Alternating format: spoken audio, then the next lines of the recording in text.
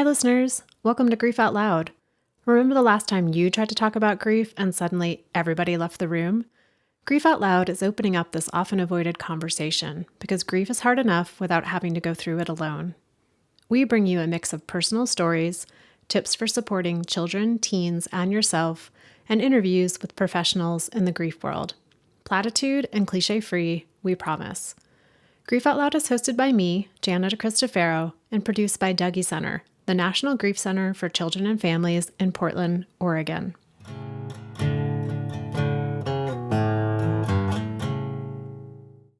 Hey listeners, I wanted to let you know that today's episode talks about suicide, both grieving when someone dies of suicide and also struggling with thoughts of suicide.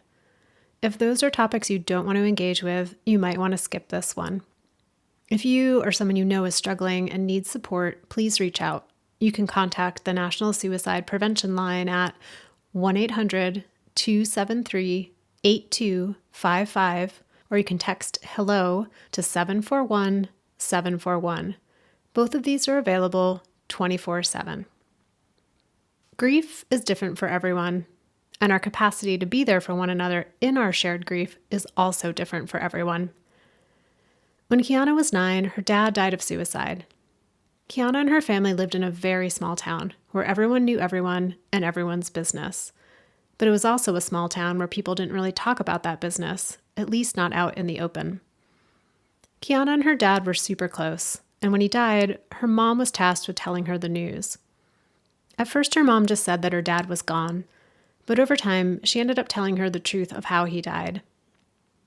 Keyana reacted the way lots of young children react. She was confused, sad, overwhelmed, and most of all, angry. Angry at her mom, angry at the circumstances, and even angry at her dad. In the years since her dad died, a lot has changed in Keyana's life. But the one thing that seemed to carry through as a constant was that anger. That is, until she reached a point recently when she knew she needed to do something about it, to better understand where it was coming from and to find new ways to express it that didn't take a toll on her or her closest relationships. Keyana and I talk about her dad, about what she remembers, about how having someone die of suicide affected her, and also the hard work she's done to reckon with the reverberations of trauma and grief, including how to advocate for her needs and the relationships she wants in her life. Keyana, welcome to Grief Out Loud. I'm looking forward to our conversation today. I am as well. Thanks so much for having me.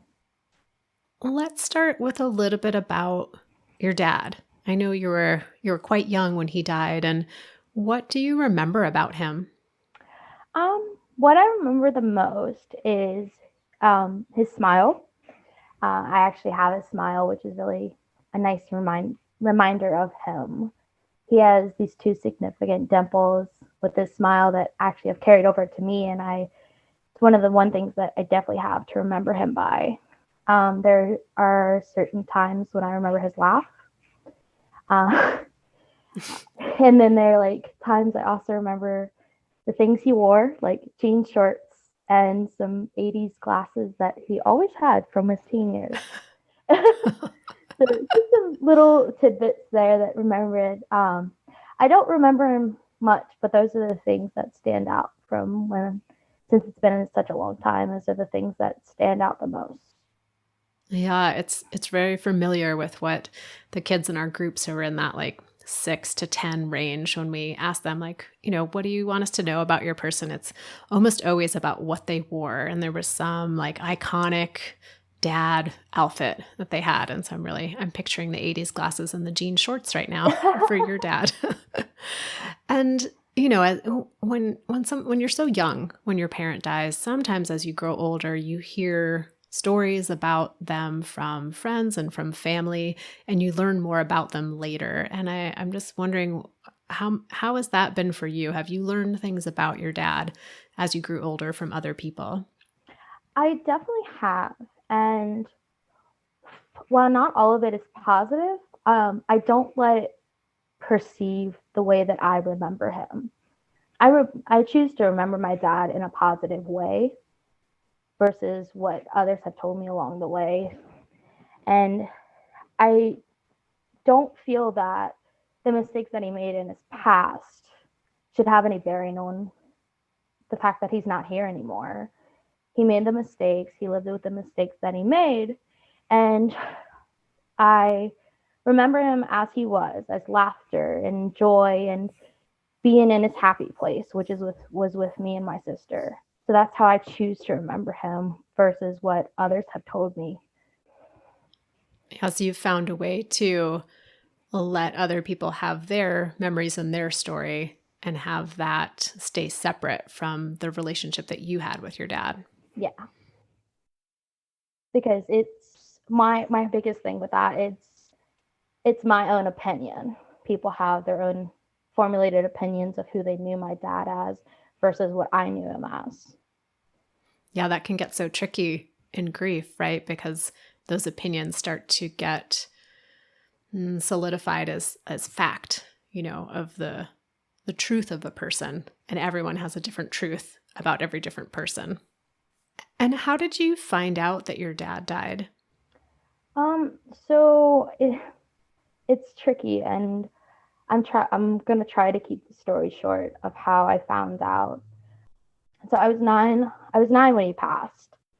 My dad had been fighting depression for the longest time. It ties back to when he lost his own mom 2 years prior in November of 2004 from cancer. And I think a lot of it tied into the fact that my dad didn't actually get a chance to grieve properly, and which led to his depression, which led to just this shift in him. And my mom was the rock in the marriage and the relationship. Sorry, it might get a little tough here when I talk more about it. The days leading up to my dad's passing, my mom had expressed to my dad what her feelings were to him in their marriage and what it wanted to be going forward, that my mom loved him, but she was not in love with him anymore, and because she was just exhausted from trying. And we had left officially, and my mom had let family friends know what was going on and the instances of how my dad was acting. And she had a friend go check on him, do wellness checks, that was an officer. And he told my mom that he was completely fine. And then my mom took him to see a psychiatrist at the hospital who proceeded to also say that he was fine. And my dad actually signed himself out of the hospital that night, the day before. That day, my mom had went to check on him. She said she got there and everything from then on was a blur. An officer had found him, and there's an investigator there that told her what had happened. My sister and I had gotten home from school that afternoon, and she didn't tell me right off the bat because I think it was just something she didn't know if I could understand. Because my dad and I were so tight. We were the best of friends, and my sister and my mom had a tight relationship. So my sister knew before I did, and she told us, she's like their dad's passed away, and I'm kind of like, what? I'm kind of starting to process this a little bit, and then I kind of just brushed it off. And she's like, yeah, he passed away today. I was like, okay. So I just kind of went back to do my own thing. We proceed on, and we had the family and friends night, and then the day the funeral is when this actually just like hit me, is that this is actually happening. Like, he's actually gone. It wasn't until at least a few months later my mom actually told me that he took his life.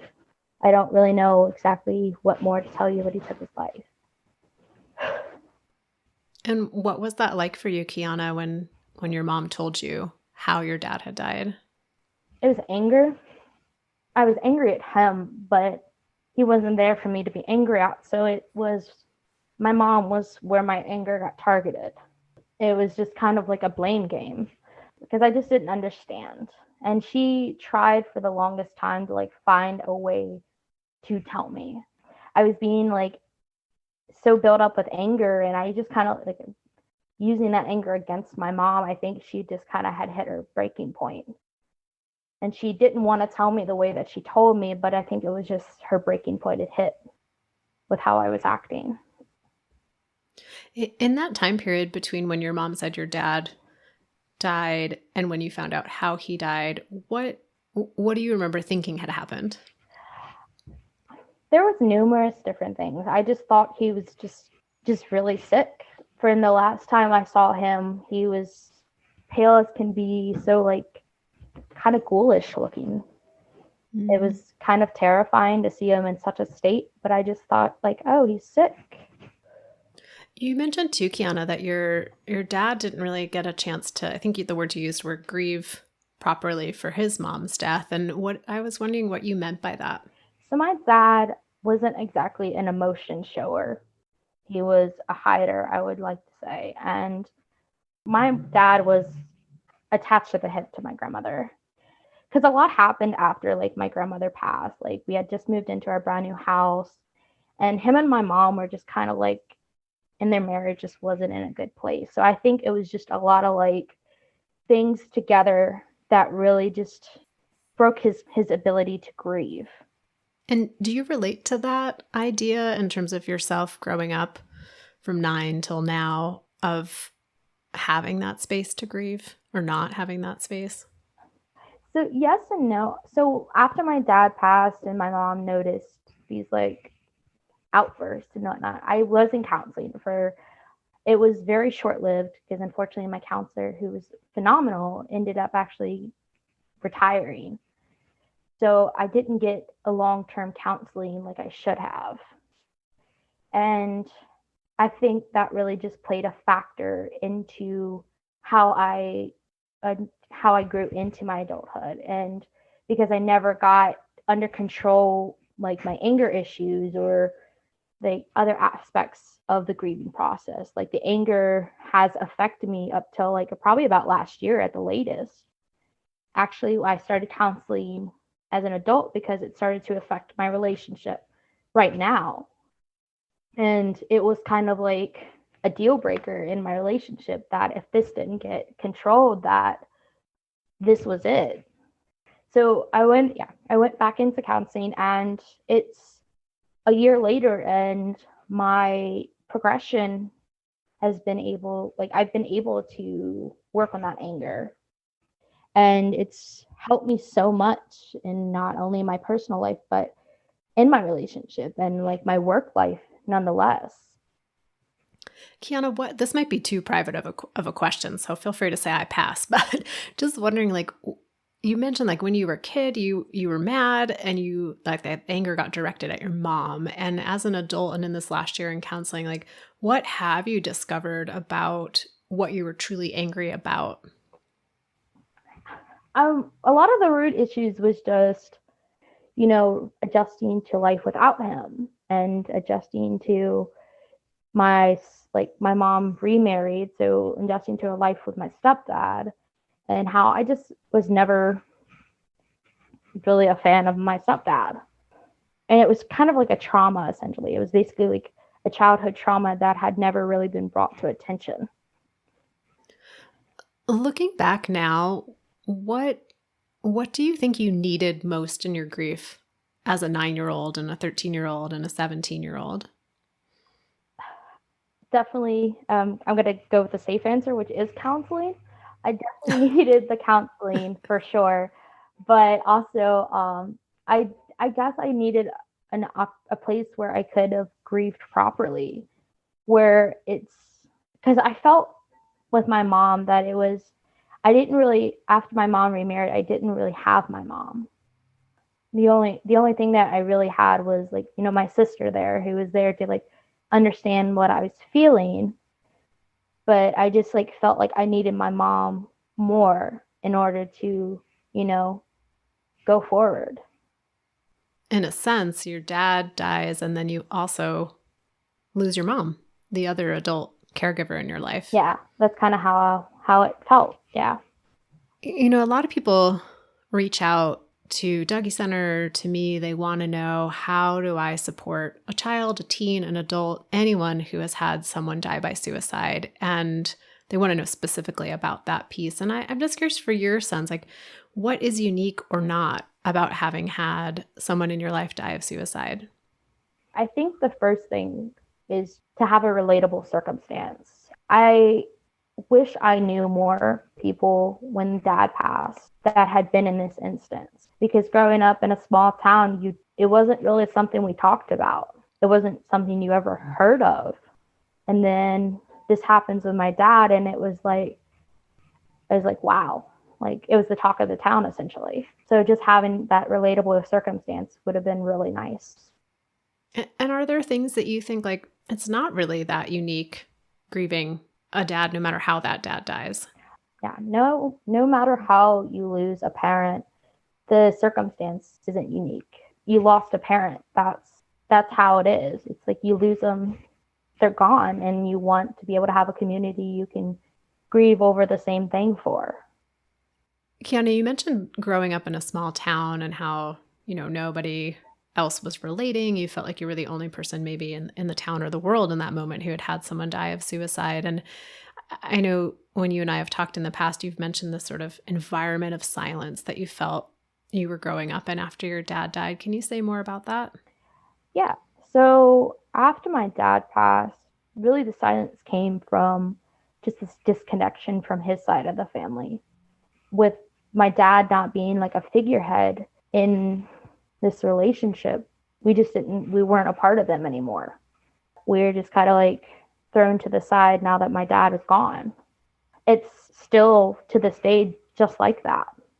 There's none that ever really reach out to us to talk with us, unless it's like, by a chance encounter, we see them out in public, and they'll go the separate way, or they'll actually just kind of face us and ask how we're doing, like they've known us 100 years and still will talk with us like nothing ever changed. So they either disappeared completely or act like nothing's different, even though things are really different. Yeah. And with that, with your dad's family, I know for some kids and teens, when a parent, or it might be a sibling who dies, and specifically if they die of suicide, there can be a lot of blame from one side of the family, like it's your fault, or he wouldn't have died if it hadn't been for you or your mom. And was that also a part of that disconnect? Oh, absolutely. My mom was blamed a lot for what happened with my dad. And honestly, to be fair, she was probably the only one that was actually fighting to get my dad the help that he needed. Mm-hmm. And I think that the fact that everybody knew what was happening but chose to ignore that something was wrong is the source of the blame. And it's easier to blame it on my mom than it is to play the blame game to themselves. And is that a new perspective for you as an adult, one that maybe you didn't have as a kid? Oh, yeah. Because I never really understood why they just kind of like stopped talking with us. And then once I got older and I learned more, I understood why that was. And I don't think they realized who really was penalized in this whole thing. And now I don't really seek to have a relationship with them because of how they've treated us, nonetheless, my mom. And speaking of your mom, how has your relationship with her changed over the years in relation to your grief and your dad's death? It's been rocky.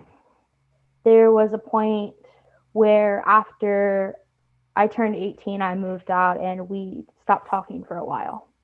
It was not the best environment living with her and my stepdad solo, because my sister had moved out when she had my niece, and she had moved out and I was there, and it just wasn't a great environment. So I moved out when I was 18. We didn't talk for about 2 or 3 years. It's only been about 2 years ago that we've just started to reconnect. We have an understanding in our relationship of like things that I want in this relationship, and I want her in my life. and I want to have my mom in my life. It's just there's circumstances that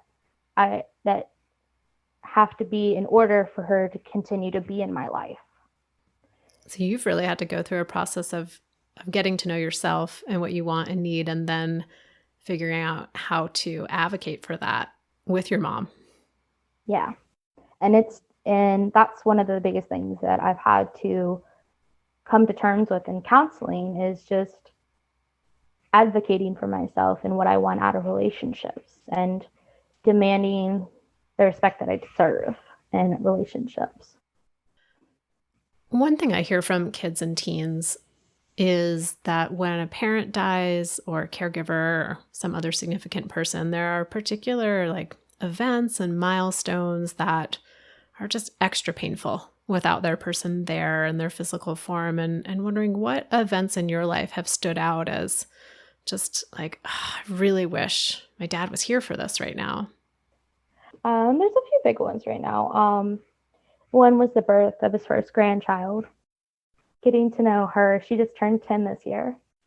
And then just getting to see like my sister and I both graduate from high school, and then just seeing the success that we've made in the last few years.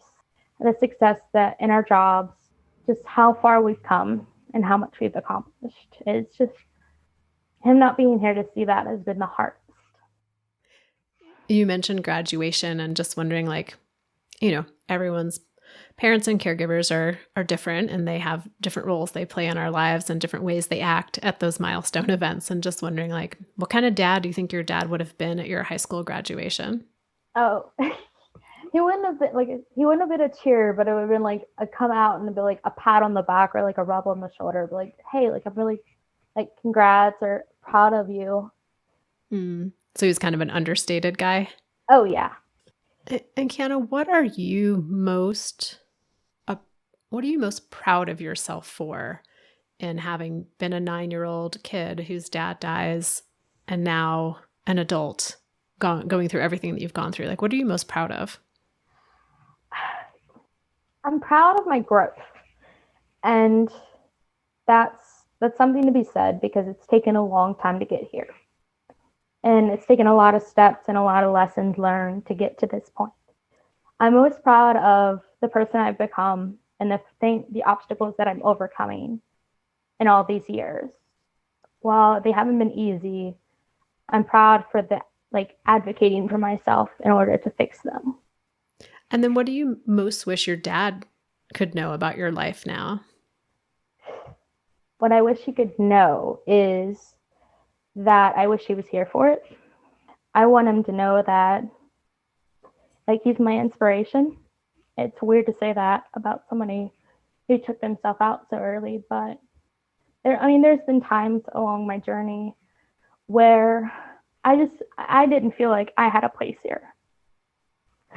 But knowing where he was and where we've come from, he's honestly the reason I keep going forward. He's my inspiration. And that I have, it's a reminder also that it's like I'm not alone. That I have this huge community that's here to help me along the way. And that there's nobody here that wants to see me fail. And I know he watches over me also in a spiritual way, whichever way we want to look at it. There was a point a few years back when right before I started this new job, I was just going through the toughest time I'd ever gone in my life. And I went to bed that night and I had a dream and he was there. That was the first time I'd ever seen him in a dream since he passed. He was in his 80s trucker glasses, his big mustache that he kept, and it was just me and him. No words were exchanged, and we were just looking over the world. I placed my hand on his shoulder and we just hugged in some weird way that told me that everything was going to be okay. Everything was going to work out. Such a powerful experience to have, and it sounds like at a time when you really, really needed it. Yeah. So, Keyana, as we come to the end of our conversation today, is there one thing that you would want a teacher or a parent or any adult out there to know about how to show up for a kid when their parent dies and dies of suicide? It's going to sound weird when I say this, but it's like, leave the door open. Give them an open door to let them know that they can come feel their feelings whenever they need it. But at a certain point, they also need their space to just organize what they need to feel first and foremost.